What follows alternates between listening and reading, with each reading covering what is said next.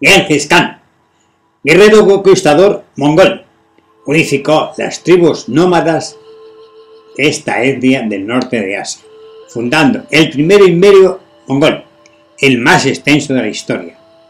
Bajo su liderazgo como Gran Khan, los mongoles iniciaron y extendieron su dominio desde Europa Oriental hasta el Océano Pacífico y desde Siberia hasta Mesopotamia, la India e Indochina.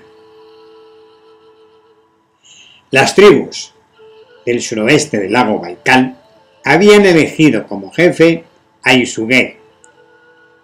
Su favorita Madre Nube le había dado un heredero al que llamaron Temujin, que significa el mejor acero.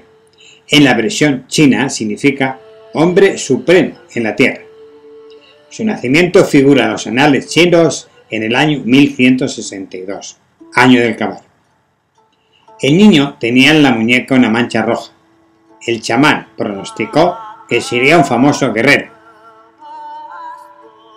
Temujin se convertiría en Genghis Khan. Khan significa emperador. Genghis Khan, emperador de emperadores. El pueblo mongol era un pequeño grupo nómada que con su rebaño recorría los confines del desierto de Gobi en busca de pastos, viviendo las familias en tiendas de campaña. Cada grupo tenía su propio príncipe encargado de cuidar de que en su territorio reinase un cierto orden de tipo feudal, donde la autoridad era impuesta al albedrío del mandatario, donde la vida de las personas no era respetada. La situación de Temujin y su clan se vio truncada por la muerte de Yasugei, que fue envenenado por los tártaros. Temujin, el heredero, tenía 10 años, y esto produjo el abandono de los clanes. La familia tuvo que vivir con el mermado rebaño, comer pescado y raíces en lugar de la dieta habitual de carnero y leche de yegua. Fue una época de verdadera penuria en la que un conejo era una pieza porque los hermanos se le disputaban. La familia se vio atacada por la tribu de los Taichutos. Apresado Temujin, le condujeron a un campamento con un pesado yugo de madera al cuello para ser vendido como esclavo. Una noche, Temujin derribó a su guardián y le aplastó el cráneo con el yugo. Se escondió en el claustro seco de un arroyo y pidió ayuda a un cazador errante que le ocultó. Pudo regresar a su campamento, Temujin. Esta hazaña le valió gran fama entre los demás clanes, y de todas partes comenzaron a llegar jóvenes mongoles para unirse a él. La vida de Genghis Khan es una serie interminable de luchas. La primera la libró contra los merquitas, en castigo por haber raptado a Burte, su mujer. Pidió ayuda a la tribu de los Keraitos, y con ellas atacó a los merquitas. Como resultado de la expedición, 300 hombres pasados a cuchillo y sus mujeres fueron convertidas en esclavas. Después de vencer a los merquitas, tribus enteras se unieron a Genghis Khan. Su campamento crecía y todos juntos formaban ambiciosos planes. En 1188 logró reunir un ejército de 13.000 hombres que se enfrentaron a 30.000 guerreros de su enemigo Tartuar y los derrotó. Las tribus que a la muerte de su padre le habían abandonado volvieron a reunirse a su alrededor, reconociéndole como único jefe legítimo. El año 1196, los mongoles decidieron elegir un nuevo rey entre los jefes de sus campamentos. Cuando el chamán declaró que el eterno cielo azul había destinado a Temujin para tal cargo, nadie se opuso. La elección del nuevo Khan, que entonces contaba 25 años, fue celebrada con gran esplendor. Temujin reunió todas las tribus mongolas para ir a la guerra contra los tártaros, hasta que los derrotó en 1202. En recompensa, el emperador chino enemigo acérrimo de los tártaros, le concedió el título de Sachuchuri. Continuó su conquista. Los pueblos que no se le sometían eran atacados, derrotados, desterrados a los desiertos y sus propiedades repartidas entre los soldados mongoles. La práctica del terror era para el Khan un procedimiento. Si una ciudad le oponía resistencia, la arrasaba y daba muerte a todos sus habitantes, les cortaba las cabezas. Hubo ciudades en que sucumbieron 500.000 de personas. El ejército mongol era un guerrero despiadado y cruel que destruía por sistema los territorios conquistados. El ejército se componía exclusivamente de caballería y un cuerpo de ingenieros para realizar asedios. El arco era el arma más efectiva de los mongoles. Se trataba de un arco pequeño que disparaban mientras cabalgaban y cuyas flechas podían atravesar las armaduras. Los soldados mongoles vestían pieles para soportar bajas temperaturas. La comida de campaña solía consistir en yogur, una bebida alcohólica a base de leche y yegua fermentada y mijo. Los jinetes de Gengis Khan, con sus caballos tártaros, eran capaces de permanecer sobre sus cabalgaduras un día y una noche enteros. Dormían sobre la nieve si era necesario y atacaban con igual ímpetu tanto cuando comían como cuando ayunaban.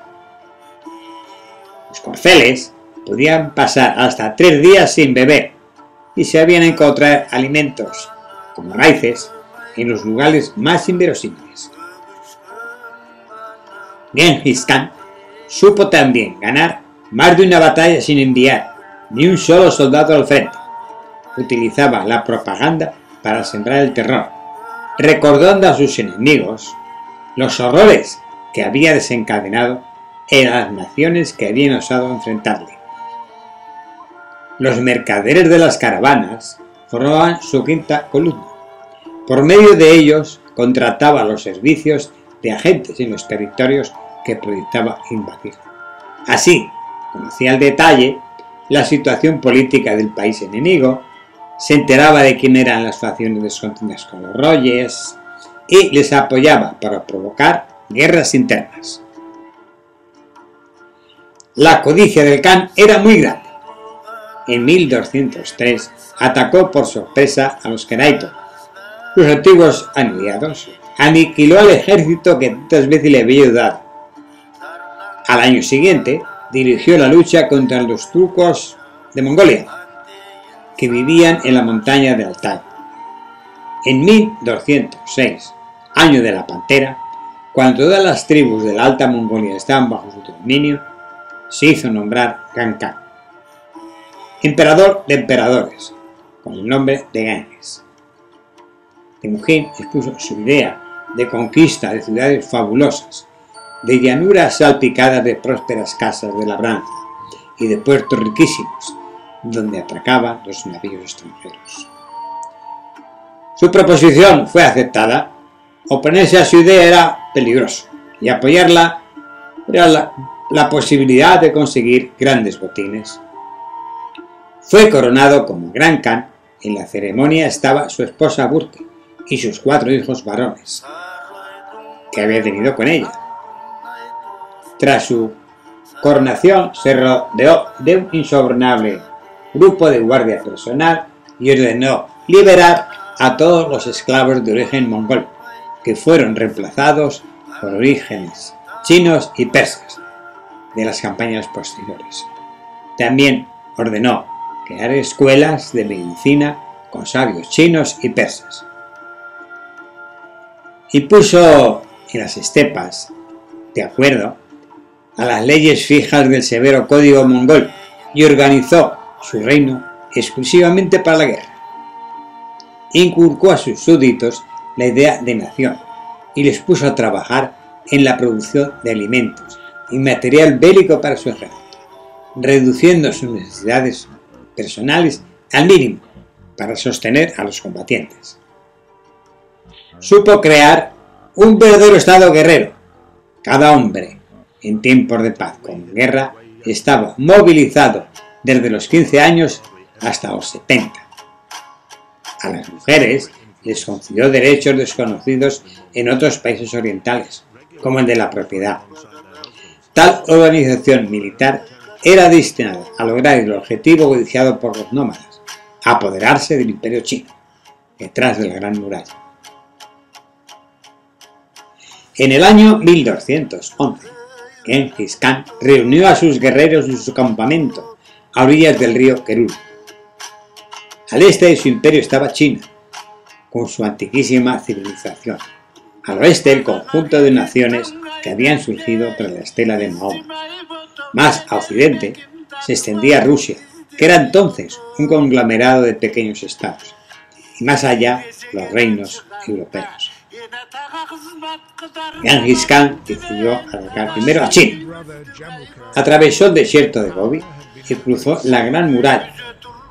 Aprovechando que el país estaba en guerra civil, se dirigieron contra la China del norte, gobernada por la dinastía de los Qin, en una serie de campañas que terminaron en 1215 con la toma de Pekín. Genghis Khan dejó en manos de su general Wali la dominación de este territorio y regresó a Mongolia para iniciar la conquista del gran imperio musulmán de Cartago, gobernado por el sultán Mohamed. Invadieron Azerbaiyán y penetraron en la Rusia meridional. Llegaron hasta Bulgaria. Mientras tanto, otros ejércitos mongoles habían sometido Corea y penetrado en los territorios de Afganistán. En poco más de 10 años, el imperio había crecido hasta abarcar las orillas del Pacífico, hasta el mismo corazón de Europa, incluyendo casi todo el mundo conocido y más de la mitad de los hombres que la poblaban. Karakun, la capital de Mongolia, era el centro del mundo oriental.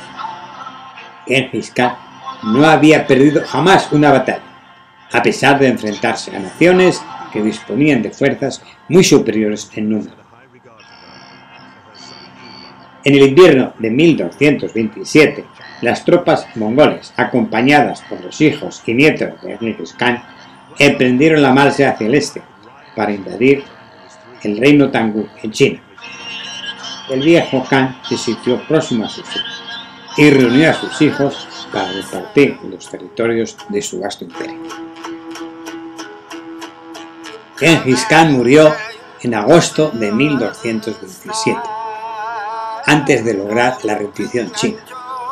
Su última orden fue no divulgar las noticias de su muerte hasta que todas las guarniciones hubieran llegado a su destino y todos los príncipes se encontraran en sus campamentos.